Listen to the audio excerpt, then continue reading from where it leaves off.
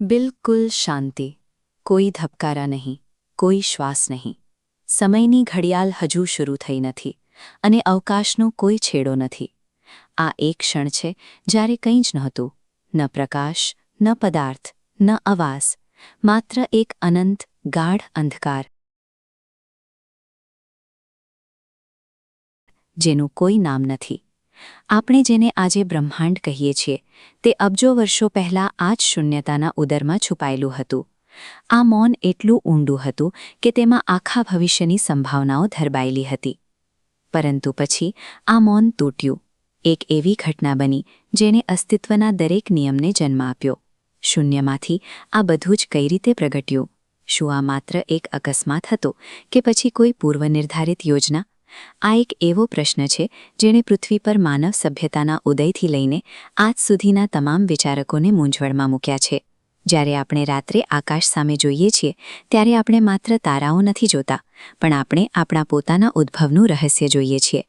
હજારો વર્ષોથી માનવીએ આ જિજ્ઞાસાને શાંત કરવાનો પ્રયાસ કર્યો છે. આ છબીમાં દેખાતું ટેલિસ્કોપ એ માત્ર કાચ અને ધાતુનું બનેલું સાધન નથી, પણ તે આપણી પેઢીઓ જૂની તરસનું પ્રતીક છે.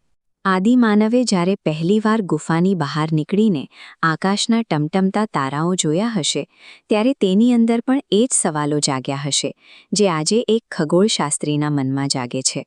આપણે હંમેશાથી જાણવા માંગતા હતા કે આ વિશાળ ચાદરની પેલે પાર શું છે.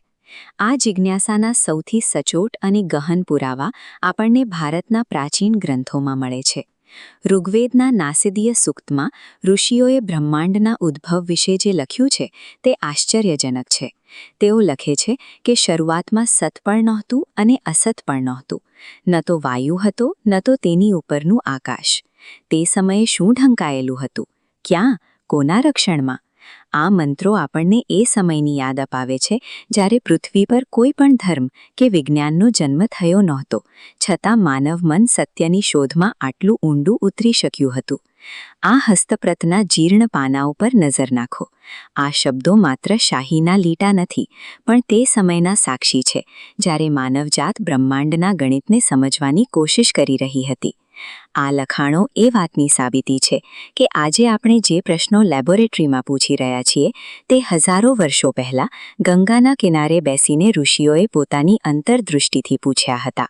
ઇતિહાસ અને વિજ્ઞાન અહીં આવીને એક થઈ જાય છે. આમ માનવ ઇતિહાસની સફર જિજ્ઞાસાથી શરૂ થઈ છે. બ્રહ્માંડની ઉત્પત્તિ એ કોઈ એક ક્ષણની ઘટના નથી, પણ તે સમજણની એક નિરંતર પ્રક્રિયા છે. આ રહસ્ય જ આપણને પૃથ્વીના સીમિત ક્ષિતિજોમાંથી બહાર કાઢીને અનંત અવકાશના પ્રવાસી બનાવ્યા છે. હવે આપણે એ જાણવા તૈયાર છીએ કે આધુનિક વિજ્ઞાન અને પ્રાચીન માન્યતાઓ આ પ્રચંડ ઘટનાને કઈ નજરે જુએ છે. આધુનિક વિજ્ઞાન આ રહસ્યનો જવાબ બિગ બેંગ એટલે કે મહાવિસ્ફોટ દ્વારા આપે છે. વિજ્ઞાન મુજબ લગભગ 13.8 અબજ વર્ષ પહેલાં આખું બ્રહ્માંડ એક સોયની અણી કરતાં પણ કરોડો ગણા નાના બિંદુમાં સમાયેલું હતું. આ બિંદુની ઘનતા અને તાપમાન અકલ્પીય હતા. અને પછી એક જ ક્ષણમાં એક પ્રચંડ વિસ્ફોટ થયો જેણે સમય અને અવકાશની દિવાલો તોડી નાખી. આ કોઈ સામાન્ય ફટાકડો નહોતો, પણ અસ્તિત્વનો પ્રથમ શ્વાસ હતો. વિસ્ફોટ પછીના એક સેકન્ડના અબજમાં ભાગમાં બ્રહ્માંડ એક પરમાણુમાંથી ફૂટબોલના કદ જેટલું અને પછી ક્ષણવારમાં લાખો માઇલ સુધી વિસ્તરી ગયું. જેમ જેમ આ પ્રચંડ ગરમી ઠંડી પડવા લાગી તેમ તેમ ક્વાર્ક અને ગ્લુઓન જેવા પાયાના કણો જન્મ્યા. પ્રોટોન અને ન્યુટ્રોન એકબીજા સાથે જોડાઈને પ્રથમ અણુ બનાવવા લાગ્યા. અંધકારમાં ઊર્જાનું તોફાન સર્જાયું અને લાખો વર્ષો પછી આ તોફાન શાંત થતાં પ્રથમ તારાઓના પ્રકાશથી બ્રહ્માંડ ઝળહળી ઉઠ્યું. વિજ્ઞાન આ જટિલ ગણતરીઓ દ્વારા કેવી રીતેની સમજૂતી આપે છે, પરંતુ તે શા માટેનો જવાબ આપી શકતું નથી. આટલી સચોટ વ્યવસ્થા અને ઊર્જાનો સ્ત્રોત ક્યાંથી આવ્યો? આ એ બિંદુ છે જ્યાં વિજ્ઞાનની મર્યાદા પૂરી થાય છે અને ધાર્મિક તેમજ આધ્યાત્મિક ચિંતન શરૂ થાય છે. ઘણા લોકો માને છે કે આ મહાવિસ્ફોટ પાછળ કોઈ અગમ્ય શક્તિની ઈચ્છા રહેલી છે જેણે આ શૂન્યતામાં જીવનના બીજ રોપ્યા. હિન્દુ પરંપરામાં સૃષ્ટિના સર્જનનો વિચાર અત્યંત વિશાળ છે. ભગવાન બ્રહ્માની આ સુવર્ણ પ્રતિમાને ધ્યાનથી જુઓ.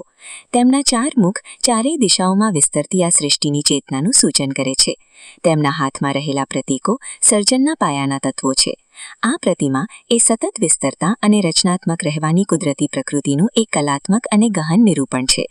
અહીં સર્જન એ માત્ર ભૌતિક ઘટના નથી, પણ એક દિવ્ય સંકલ્પ છે. આધુનિક ભૌતિક શાસ્ત્રીઓએ નોંધ્યું છે કે પરમાણુની અંદર રહેલા કણોની સતત હલચલ અને ઊર્જાનું પરિવર્તન ભગવાન શિવના તાંડવ સાથે ગાઢ સામ્ય ધરાવે છે. નટરાજની આ મૂર્તિમાં શિવનું નૃત્ય એ ઊર્જાના તે અવિરત પ્રવાહનું પ્રતીક છે જે બિગ બેંગ સમયે મુક્ત થયો હતો. જે રીતે નૃત્યમાં લય અને ગતિ હોય છે, તે જ રીતે બ્રહ્માંડના સર્જનમાં પણ એક સચોટ લય છે. શિવના પગ નીચે દબાયેલો અજ્ઞાનનો રાક્ષસ અને ચારે તરફનું અગ્નિ એ ઊર્જાના અનંત ચક્રનું દ્રશ્ય નિરૂપણ છે, જે વિજ્ઞાનના law of conservation of energy સાથે મેળ ખાય છે. આખરે આપણે જોઈએ છીએ કે વિજ્ઞાનના જટિલ ગણિત અને ધર્મના અલંકારિક વર્ણનો એક જ બિંદુ તરફ આંગળી ચીંધે છે. ભાષા ભલે અલગ હોય, પણ વિષય એક જ છે, તે અકલ્પનીય ચમત્કાર જેણે આપણને અસ્તિત્વ આપ્યું. આ ટકરાવ નથી, પણ એક જ સત્યને જોવાની બે અલગ નજર છે. આલ્બર્ટ આઇન્સ્ટાઇન જેવા મહાન મગજો પણ બ્રહ્માંડની આ જટિલ સુંદરતા જોઈને સ્તબ્ધ હતા. તેઓ માનતા હતા કે બ્રહ્માંડના નિયમોમાં એટલી બધી ચોકસાઈ છે કે તે કોઈ ઉચ્ચ શક્તિ અથવા બુદ્ધિની હાજરીનો અહેસાસ કરાવે છે. આઇન્સ્ટાઇન માટે વિજ્ઞાન માત્ર ગણતરી નહોતી, પણ કુદરતની તે અદૃશ્ય યોજનાને સમજવાનો એક ભક્તિમય પ્રયાસ હતો. આટલી બધી વૈજ્ઞાનિક પ્રગતિ અને જ્ઞાન છતાં આજે આપણે એક નમ્રતાપૂર્ણ હકીકત સામે આવીને ઊભા રહ્યા છીએ. અત્યાર સુધી આપણે જે તારાઓ, આકાશગંગાઓ અને ગ્રહો જોયા છે, તે આખા બ્રહ્માંડનો માત્ર 5% જેટલો જ ભાગ છે. આપણે જેને જાણીએ છીએ તે માત્ર એક સપાટી છે, જ્યારે અસલી રહસ્ય તો હજુ પણ અંધકારમાં છુપાયેલું છે.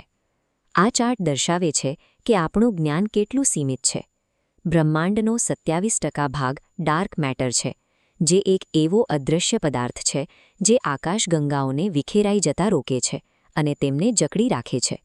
પરંતુ સૌથી મોટું રહસ્ય એ બાકીનો 68% ભાગ છે, જેને વૈજ્ઞાનિકો ડાર્ક એનર્જી કહે છે.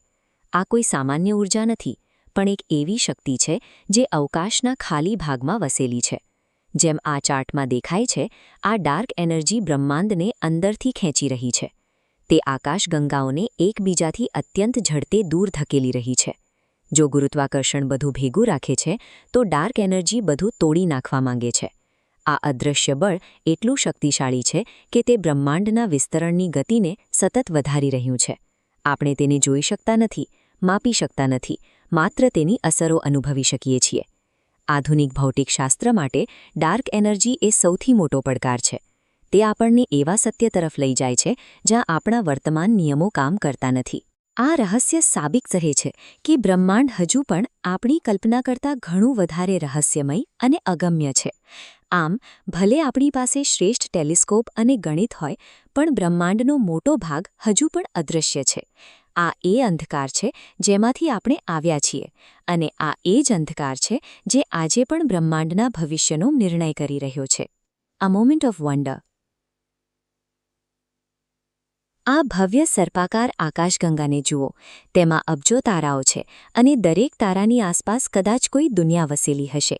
આવી કરોડો આકાશગંગાઓ બ્રહ્માંડમાં વિખરાયેલી છે. અંતર એટલું વધારે છે કે પ્રકાશને પણ એક છેડેથી બીજા છેડે પહોંચતા લાખો વર્ષો લાગે છે. આ વિશાળતામાં પૃથ્વી માત્ર એક નાનકડું બિંદુ પણ નથી. આટલી મોટી સંખ્યાઓ અને અનંત વિસ્તારને જોયા પછી એક સવાલ મનને હચમચાવી નાખે છે. શું આટલી ભવ્યતામાં આપણે સાચે જ એકલા છીએ? શું જીવન માત્ર પૃથ્વી પર જ ઉદ્ભવ્યું છે, કે પછી આકાશના કોઈ ખૂણે આપણા જેવું જ કોઈ બીજું સજીવ આ જ સવાલ પૂછી રહ્યું હશે? આ મૌન આપણને કાં તો ડરાવી શકે છે અથવા વિસ્મયથી ભરી શકે છે. જ્યારે તમે આ તારાઓથી ભરેલા આકાશ નીચે ઊભા હો, ત્યારે તમારી બધી જ ચિંતાઓ અને સમસ્યાઓ સાવ નાની લાગવા માંડશે. આ અનંત અંધકારમાં આપણું અસ્તિત્વ ક્ષણભંગુર છે, છતાં તે કિંમતી છે. આટલા મોટા બ્રહ્માંડમાં આપણે હોવું એ પોતે જ એક ચમત્કાર છે. વિજ્ઞાન હજુ પણ બિગ બેંગ પહેલાંની ક્ષણલા પુરાવા શોધી રહ્યું છે, અને ધર્મ હજુ પણ તે સર્જકની આંગળીના નિશાન શોધી રહ્યું છે. સત્ય કદાચ આ બંનેની વચ્ચે ક્યાંક છુપાયેલું છે. આપણી શોધ હજુ પૂરી થઈ નથી, પણ આપણે હવે એ સમજવા લાગ્યા છીએ કે આ પ્રશ્નો પૂછવા એ જ આપણું ભાગ્ય છે. એક રસપ્રદ હકીકત વિશે વિચારો. આપણા લોહીમાં રહેલું આયર્ન અને આપણા હાડકામાં રહેલું કેલ્શિયમ, આ બધું જ અબજો વર્ષો પહેલાં કોઈક મરતા તારાના વિસ્ફોટમાં જન્મ્યું હતું. આપણે તે તારાઓના જ અંશ છીએ. તેથી જ્યારે આપણે બ્રહ્માંડને સમજવાનો પ્રયાસ કરીએ છીએ ત્યારે આપણે હકીકતમાં આપણી જ મૂળિયા શોધી રહ્યા હોઈએ છીએ. ખરા અર્થમાં આપણે પોતે જ આ બ્રહ્માંડ છીએ, જે હવે સભાન થઈને અરીસામાં પોતાની જ ભવ્યતા જોઈ રહ્યું છે. જો તમને બ્રહ્માંડના આ રહસ્યમય પ્રવાસમાં મજા આવી હોય તો આ વિડીયોને લાઇક કરો અને તમારા મિત્રો સાથે શેર કરો. અમારી ચેનલને સબસ્ક્રાઇબ કરવાનું ભૂલશો નહીં, જેથી તમે આવા જ જ્ઞાનવર્ધક વિડીયો જોઈ શકો. તમને શું લાગે છે? શું આપણે બ્રહ્માંડમાં એકલા છીએ? કોમેન્ટમાં તમારા વિચારો જરૂર જણાવો. જોવા માટે આભાર.